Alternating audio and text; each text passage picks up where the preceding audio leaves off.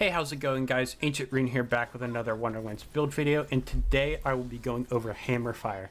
This is a Hammerzerker that does a hybrid of melee and gun damage, mainly to get your hammer to do damage while mobbing with guns. Berserker gives us an amazing damage formula to be able to boost both our melee and guns at the same time without really giving up much damage from both sides.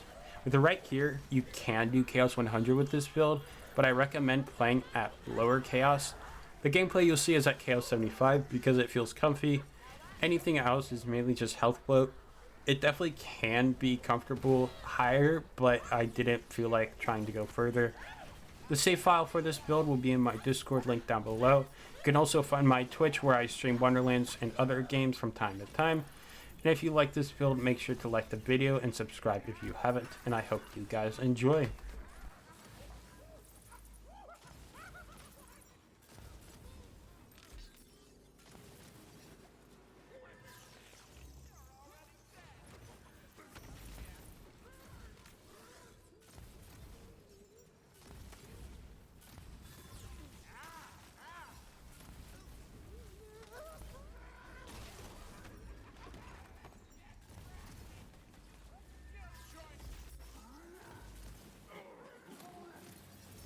Alright, and for the gear here, you just really want some good guns that can crit easily or just has really good crit stats, or both.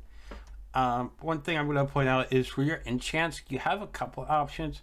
It kind of just spreads all around here. You want to go between spellcast or action skill start gun damage or all damage. You'll see I have different ones here. So this is just the only point I'll be mentioning these enchants, and I'll mention this enchant later. But here we have the crossblade. It's just a really strong weapon and it's just really good, multiple elements. Not much I can really say. It's just that good.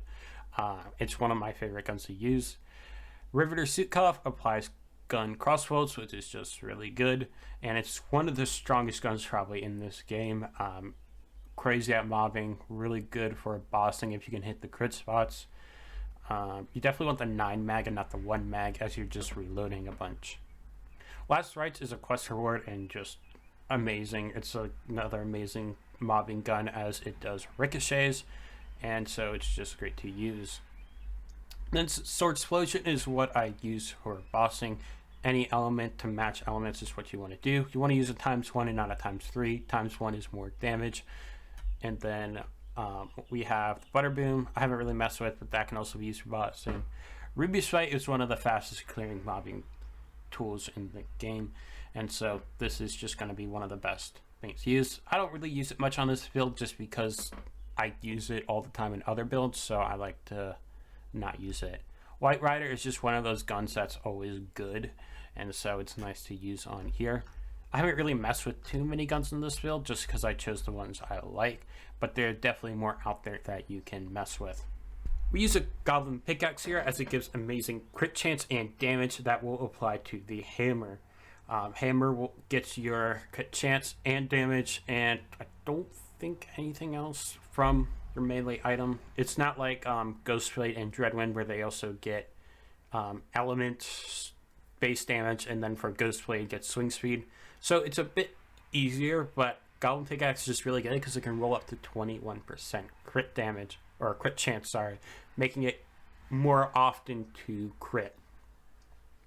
Even though it doesn't have as good crit stats as other things, it's still pretty good crit damage. 130% isn't terrible. The Chaos tier and element don't matter much if you aren't using it for damage, but I do take Blast Shield here, so it can be used for damage, not bossing. Bossing is all gun, but it can be nice for mobbing. I have Echo on here because it can be nice for like those occasional hits when you do like melee enemies. It won't help Blast Shield. Blast Shield can't proc of it. It's its own thing. So Echo isn't technically helping your melee. You would want Warrior as it will boost your melee damage and also Hammer.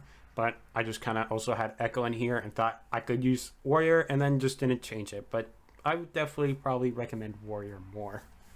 I use Cursed Wit here as it gives up to 100% conditional damage, which we also do have in the old ways in our skill tree. But this is also just really good, and I felt a big increase in our damage. It's just can be used really well here because of Berserker and survivability options. Berserker has a lot of survivability stuff that are really good, so it's easy to have the ward low and just kind of keep everything up. I do use a non-chaos tier 1 because I found it more consistent of having it down. It does mean you have less health from unarmored defense, but I found that alright. But this is only be taken if you have good survivability. So if you don't have some of the options here, like a Skeep is amazing, then it may not work as well for you. Body Rune is also great. It's just a great survivability option. You'll want to look for capacity. I forgot to mention Cursed Wit. You probably want to look for Roid, Adrenaline, or Fleet. Fleet's just good move speed for survivability, but Roid will boost your melee and hammer, and Adrenaline helps reload speed, which I love reload speed, so I took that. But back to Body Rune, you want capacity part, as it'll do more than health part, as it goes through unarmed defense, coming out in more health than the health part. And it's got a really good bonus element if you aren't using Soaked. It's very, very nice to have. And then Body Rune, just great for healing. And then I don't have it on me, but the Static Charge Shield is really good for unarmored defense to get really big health. You want Turtle optimally or capacity part if you get that. It's the largest ward in the game, so it'll just be amazing. So if you do find one of those, it's a nice grab to have. I use it in my Dire Sacrifice build because you want big health, and it's just really, really good. And then we use the low health enchant for survivability. This is used for the max health regen and not the damage. The damage is still really nice, don't get me wrong, but that 5% to get your health back up to halfway is insanely strong and good, especially if you're using Cursed Wit. So yeah, that's why I usually take this in most of my builds. It's just an easy survivability option. You could take here, like I don't have spellcast gun damage, I could take it here, but I prefer survivability, especially since I'm using Cursed Wit here. And then here I use a Sacrificial Skeep for survivability. As I said, it's really good with Cursed Wit, but Barb Load would also be great for crossbow weapons like Riveter Suitcoff here, or the Ruby Spite. I don't think this does anything, even though it looks like it has crossbow part, but I'm not confident in that answer. But it's a great mobbing tool. It'll double dip your on the crossbow attachment. I don't have one on me, but that's what I do. You want to focus stats over the legendary effect, as stats are more impactful for this. You want claw power for purely just because it'll boost hammer damage.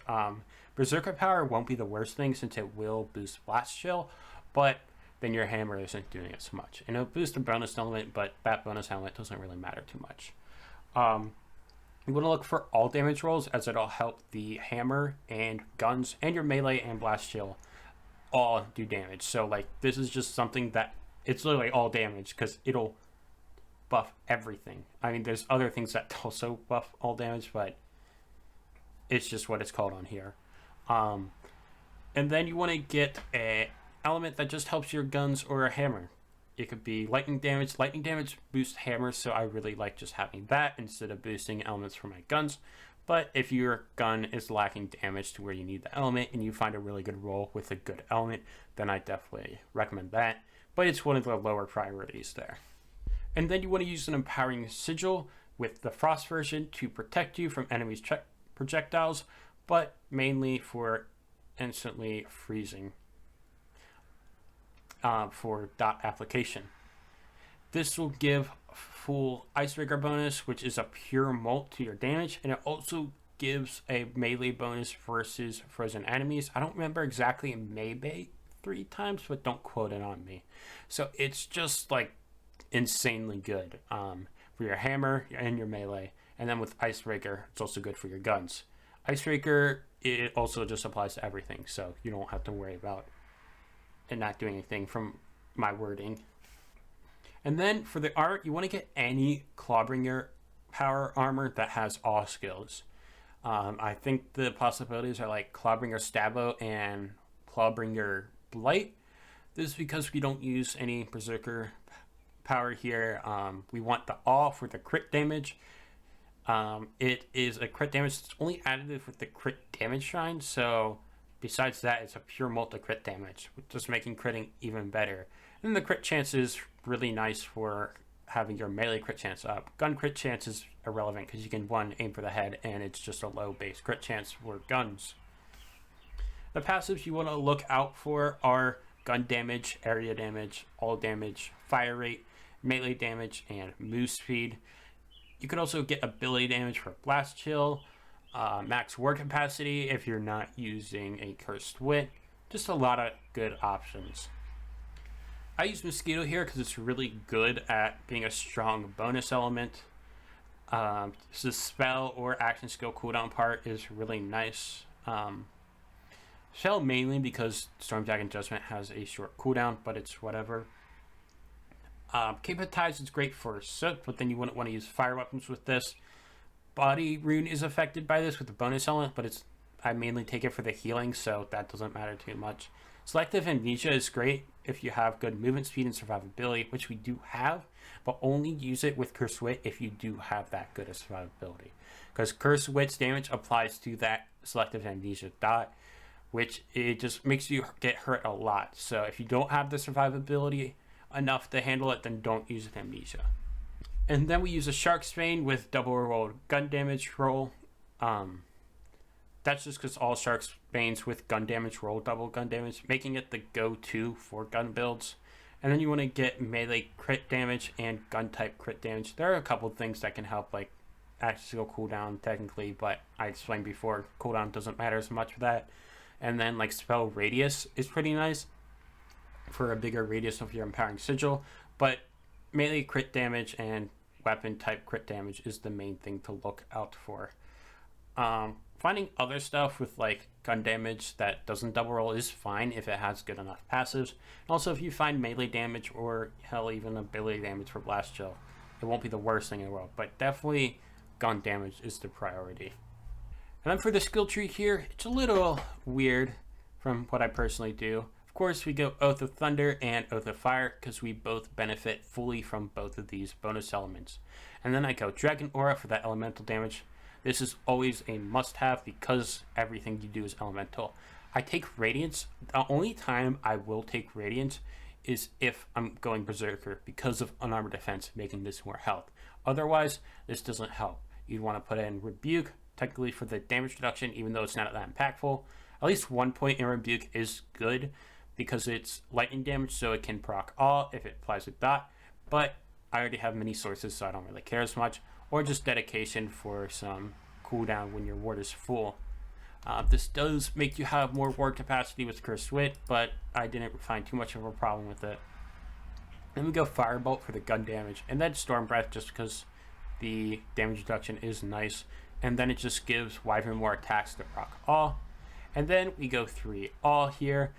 The armor makes it 6.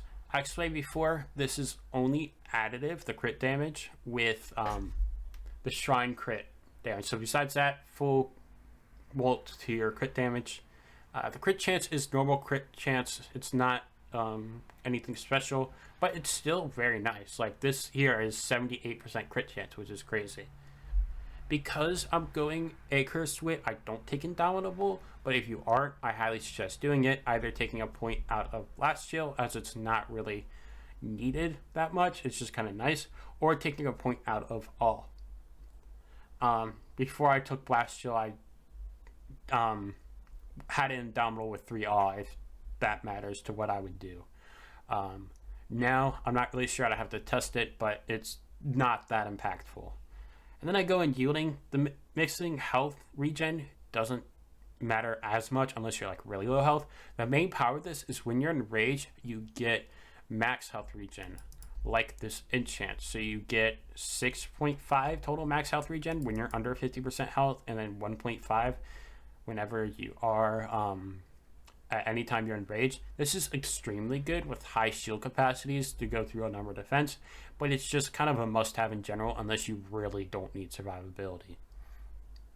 And then I go Savagery here for the melee damage, and just the enrage duration can be nice, not really needed, but mainly the melee damage just to boost our hammer. Essential Frost doesn't matter too much, it's low percent per point, so it's not that impactful. Then we go the old ways, because this is conditional damage. This is also pretty much an always must have. It is additive with Curse Wit, but this has a better range to where you don't have to be as close for the full, for like the bonus percentages. Then we go Icebreaker. This is also pretty much an always must take, because especially with Empowering Sigil, you can get this fully up, and it just is a pure multi-tier damage. Nothing else is additive with this. I really like Instinct because it gives reload speed, which we don't have anywhere. The only option we would have for reload speed is in here for gun type reload speed or on Amulet, and these are much more wanted than reload speed, so we take Instinct. And then we go on our defense. This is also pretty much always a must have. It's like 9 out of 10 builds do it. I've been talking about it before in this video. It turns 50% of your ward, and it turns it into 150% of it into max health, making it really good because health is better than shield tanking, so that's why our defense is so good.